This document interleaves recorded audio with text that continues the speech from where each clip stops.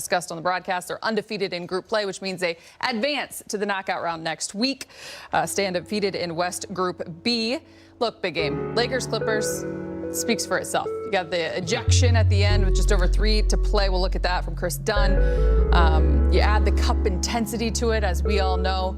You talked about it downtown with Geeter. Role players, they've impressed you. They did their job tonight.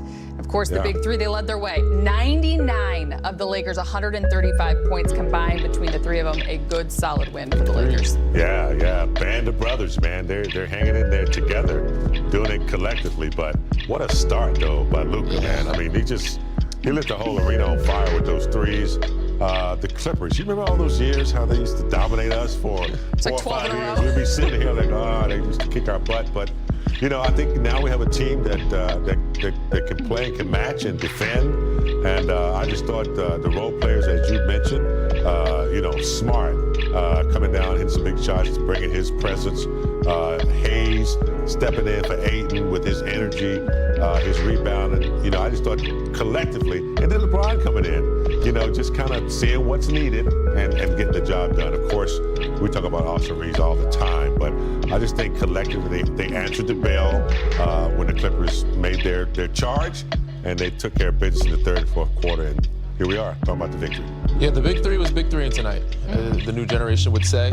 They played really well. I think they shot from three very well. That was something they had been struggling in the past few games for sure, and during the season. That was their weakness. And if you got guys like Marcus Smart knocking down threes, but also Bron pulling up from three in transition, Luka 5 for 5 to start the game. Austin looked like he had a quiet night. Then that fourth quarter, that second half, he exploded. He got a little angry because they didn't call that goaltend. Different guys exploded different moments that gave them a boost. But ultimately, they got the transition. Bron looking more like himself. They got out and running, and they got uncontested shots because of the high IQ play from those three guys. We'll talk about Austin in a minute because you did have your eye on him all night long. He had 2 points in the first quarter. He went 29 over the final 3 quarters. I was a little disappointed in my shot, my hot shot pick for a second. I wasn't feeling comfortable. And I was like, he's going to have a bad number and still end up with like 20, 25. He ended up with 31, which was very impressive. You also said Luka would have 37. He had 43. We should have you in more often because it all ended on the positive side. We've been undefeated since I've been in here. Danny the Greek, he's predicting everything. We do start with Luka because big game, you mentioned it. You said the crowd just seems to arrive a little bit more early, and he has something to do with it. His 24 points in the first quarter alone was the most points in a quarter by a Laker since Kobe in 07. Just his ability to get off on the right foot. 43, 13, and 9. He was a rebound shy of a triple-double. But big game, he had shot. We talked about it. 5 of 22 over the last couple of games from 3 tonight, 7 of 12. Yeah, we were doing our pregame show, and Luka was out there, messing around, shooting threes, and I was like, what's going on? I was like, who walked in? And there was Luka out there. People were just, they're coming early to see him warm up. You sure it wasn't the Serbian music? I thought I heard the accordion going too a couple times, but he was fired up. But he's an entertainer, and he's just unguardable. But you don't know what he's gonna do. You don't want to foul him. You don't want to get up too close.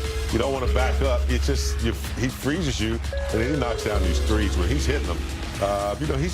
He missed a few. He made his few in the beginning of the game, but I just think this weapon, the ability to have this. I mean, Danny Green knocked him down like that too. No, that's good. When you shoot it from three like that, it's going to be a long night. And we talked about it before the game. His averages against the Clippers, 35, 9, and 9.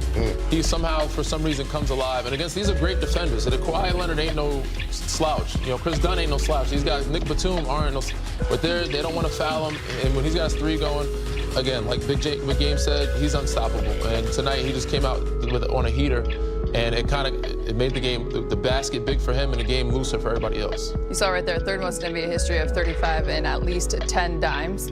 It's his 5th 40-point game on the season, but that wasn't all Luka brought to the table tonight. A little feistiness. We talked about the Chris Dunn ejection in case you're just joining us and you missed it. Extra plates to the Thanksgiving table.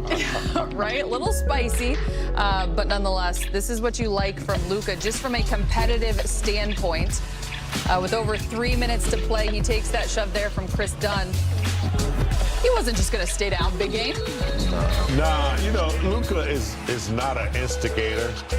But when you're trying to defend him, and he's just continuously busting your ass, it frustrates defenders. It pisses you off to the point where you just want to do something to him. So frustration, and then, you know, he's always got that little smile. He knows he's kicking your butt, but he's not an instigator, so it makes you want him to do something. But he won't, and then you just lose it, and that's what happened. Luke's in the game, other guys out. He pretty much antagonizes guys with his play. He's getting under your skin because he's, you know, all game Chris Dunn is playing his best defense, but he's getting him in foul trouble, knocking down shots, knocking down threes, getting rebounds, 1 rebound shy of a triple-double. And then, you know, he's complaining that he's flopping all the time, but that was not a clean box-out play. But I like what Jackson Hayes did. He stepped up for his teammate, you know, covered for him, protected him, let him know, you know, you're not by yourself. So that was a good moment for them collectively to show, like, you know, we're not no chumps, we're not soft, you're not going to come in here and just punk us. We love when this happens. It's like our Thanksgiving treat. Normally we're waiting on Luka, which we will all day, every day, but instead he's speaking with the media. Luka is playing great. Austin is playing great. Ayton, the whole team is playing great. But no one has done or had the experience that LeBron has. It is, you know, I'm just kidding, but it'd be easy for LeBron to say, "Oh, hold up now, young fellas. Hold up. There's a few more dimensions that I'm about to bring that you haven't seen yet." And I think his winning habit is contagious. His fun for the game, his lightness is contagious. His teammates enjoy being around him, and he brings that to the court. Some of the dimes that he's been dropping lately to his teammates only makes for better cohesiveness, synergy, and they seem to be on board with that. You know what, Big Game? I'm not surprised that they look good together because we saw it last year. I know it was only 20-something games in a playoff series, but I think I'm more surprised that people doubted that the three of them would look good together. You know, that's what surprises me. It's a potent threesome. I mean, you know, we talked about how the torch being passed down. You know, MJ to Kobe, and then Kobe to LeBron. But they never were on the same team. Now you got Luka and LeBron on the same team, and the emergence of an all-star player in Austin Reeves who delivers every night. So yeah, but they seem to enjoy knowing their roles and playing with one another, and they don't get in the way. They just allow each other to play, and that's what makes for unity and winning.